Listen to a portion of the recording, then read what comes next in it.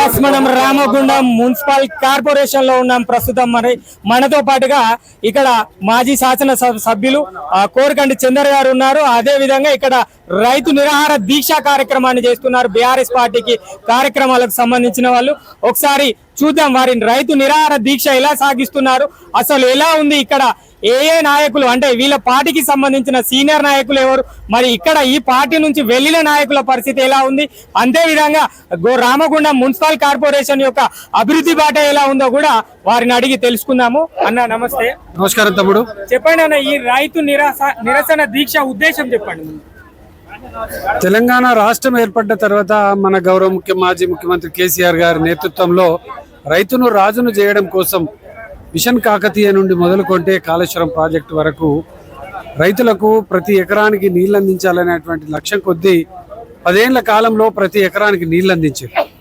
రైతులకు పెట్టుబడి సహాయం, రైతు బంధు అందించారు, రైతు చనిపోతే రైతు బీమా అందించారు, రైతులకు సకాలంలో ఎరువులు అందించారు, కరెంటు కోతలు లేకుండా కరెంటును కూడా 24 గంటల ఉచిత కరెంటుని ఇచ్చారు. ఇంత గొప్పగా 10 ఏళ్ల కాలంలో గౌరవ ముఖ్యమంత్రి మాజీ ముఖ్యమంత్రి కేసీఆర్ గారి నేతృత్వంలో పరిపాలన నడిచింది. 4 నెలల్లోనే రేవంత్ రెడ్డి ఇక్కడ ఉన్నటువంటి రైతులను ఎండబెడుతున్నాడు, పొలాలను ఎండబెడుతున్నాడు. రైతులు ఆత్మహత్యలు చేసుకున్నారు ఇప్పటికీ 200 మంది. ఇలా కాళేశ్వరం ప్రాజెక్టులో నిలిచి ఉన్నటువంటి నీళ్లను సముద్రంలో కలిపిండు. ఇలా కరెంటు కోతలు మొదలైనవి. మరి రైతులకు ఇలా ఆత్మహత్యలే శరణమైనటువంటి ఈ యొక్క పరిస్థితిలో బీఆర్ఎస్ పార్టీ భరోసాను కల్పిస్తూ రైతులారా మీకు అందరికీ మేము అండగా ఉన్నాం. రేపు రాబోయే కాలంలో రైతులకు నష్టం జరగకుండా ఈ యొక్క ప్రభుత్వాన్ని నిలదీస్తాం.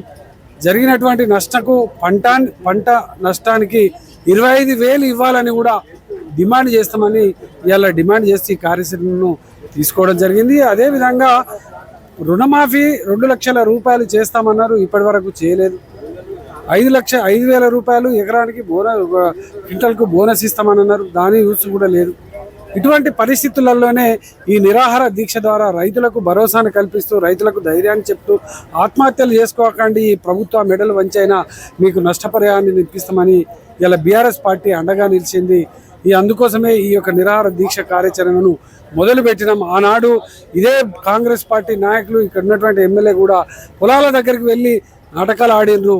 ఇలా పంట పొలాలను ఏదో చేసిండ్రు. ఇలా నష్టం జరుగుతుంటే నీళ్ళు అందకపోతే కనీసం వాళ్ళ దరికి పోతలేరు, వాళ్ళకి పట్టించుకుంటలేరు అనే ఆవేదనతో ఉన్నటువంటి రైతులకు ధైర్యాన్ని భరోసాను కల్పించేందుకే ఈ యొక్క కార్యక్రమాన్ని చేపట్టారు. మీరు గతంలో 10,000 రూపాయలు నష్టపరిహారం ఇచ్చారు కదన్నా, ఇప్పుడు 25,000 రూపాయలు డిమాండ్ చేస్తున్నారు కదా, అది ఎంతవరకు నిజం? అప్పటికి ఇప్పటికీ ధరలు పెరిగిపోయినాయి, రైతుల పెట్టుబడి పెరిగిపోయింది, రైతులు ఇబ్బంది పడుతున్నారు. అందుకోసమే మేము 25,000 రూపాయలు డిమాండ్ చేస్తున్నాం. ఆనాడు కేసీఆర్ గారు 10,000 ఇచ్చిన మాట వాస్తవం. ఇప్పటి వరకు వీళ్ళు కనీసం మీటింగ్ ఉలుకు లేదు, పలుకు లేదు. కాంగ్రెస్ పార్టీ నైజం ఇలా బయటపడ్డది. ఇలా ఓడెక్కేదాకా ఓడమల్లక్క, ఓడబెట్టిన తర్వాత బోడమల్లప్ప అన్నట్టు అసలు వాళ్ళు ఇలా ప్రజలకు కానీ రైతులకు కానీ ఆదుకునే పరిస్థితి లేదనే దాని మీదనే మేము ప్రత్యేకంగా ఇలా ఈ యొక్క నిరసన రైతుల ఆధ్వర్యంలో చేపట్టినాం. పూర్తిగా రామగుండం నియోజకవర్గం అంటే మీరు గతంలో శాసనసభ సభ్యులుగా పనిచేశారు కనుక మీకున్న అనుభవంతో చెప్పండి, ప్రస్తుతం మున్సిపల్ కార్పొరేషన్ ఏ వైపుగా వెళ్తుంది? మేము ఆనాడు కేటీ రామారావు గారితో, పురపాలక శాఖ మంత్రివర్యులుగా ఉన్న కేటీ రామారావుతో TUFIDC కింద 100 కోట్ల రూపాయల నిధులు తెచ్చినాం. ఇప్పటి వరకు ఆ 100 కోట్లకు సంబంధించినటువంటి పనులు మొదలు కాలే.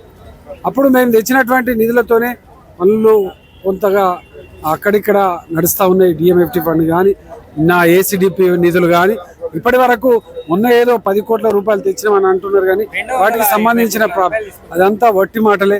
నేను తెచ్చినటువంటి DMFT 54 కోట్లు, నేను తెచ్చినటువంటి 100 కోట్లు TUFIDC నిధులతోనే ఇలా అభివృద్ధి జరుగుతూ ఉన్నది. అభివృద్ధి కార్యాచరణ అంతా కూడా కేసీఆర్ గారి నాయకత్వంలో ఆనాడు 200 కోట్ల రూపాయలు ఇచ్చిండ్రు, ఇలా 150 కోట్లు ఇచ్చిండ్రు. ఆనాడు అమృత్ కింద తెచ్చినాం, మొన్న కూడా అమృత్ కింద 250 కోట్లు ప్రాసెస్ పెట్టాం. ఇంకా వాటిని ఉలుకు లేదు, పలుకు లేదు. ఇప్పటికైనా ముద్దు నిద్ర మాని మీ కొత్తగా ఏర్పడేటువంటి ప్రభుత్వం ద్వారా కొత్త నిధుల కోసం పోరాటం చేయాలని మేము డిమాండ్ చేస్తాం. రామగుండం నియోజకవర్గంలో మున్సిపల్ కార్పొరేషన్ అభివృద్ధి చెందుతుందా, అభివృద్ధి చెందట్లేదు? మేము తెచ్చినటువంటి నిధులతోనే అభివృద్ధి చెందుతా ఉన్నది. ప్రస్తుత ప్రాంతం ఇలా కొత్తగా ప్రభుత్వం ఏర్పడి కొత్తగా నిధులు ఇచ్చింది లేదు. మా ప్రభుత్వం ఇచ్చినటువంటి నిధులే, కేసీఆర్ గారు ఇచ్చినటువంటి నిధులే, కేటీఆర్ గారు ఇచ్చినటువంటి నిధులతోనే ఇలా ఈ అభివృద్ధి కార్యక్రమాలు ఎక్కడైనా కొబ్బరికాయలు కొట్టినా ఎక్కడైనా చేసినా కూడా అవే పనులతోనే అభివృద్ధి జరుగుతూ ఉన్నది. ఇలా ఒక 10 కోట్లు ఏదో తెచ్చినామని అంటున్నారు కానీ వాటి సంగతి లేదు. డిఎంఎఫ్టి ఫండ్స్ కూడా 54 కోట్ల రూపాయలు మేమే తేవడం జరిగింది. చిరు వ్యాపారులను తొలగించే అవకాశాలు ఉన్నాయని అది కూడా మేము ఈ మధ్యకాలం అభివృద్ధికి మేము ఏ విధమైనటువంటి ఇబ్బంది ఏం లేదు. ఇక్కడ క్వార్టర్లను తీసేసి సింగరేణి క్వార్టర్లను తీసేసి వాళ్ళకు ప్రత్యామ్నాయం చేస్తున్నాను. సింగరేణి క్వార్టర్లు తీసినటువంటి వాళ్ళందరికీ కూడా ప్రత్యామ్నాయం వెంటనే చూపెట్టాలి.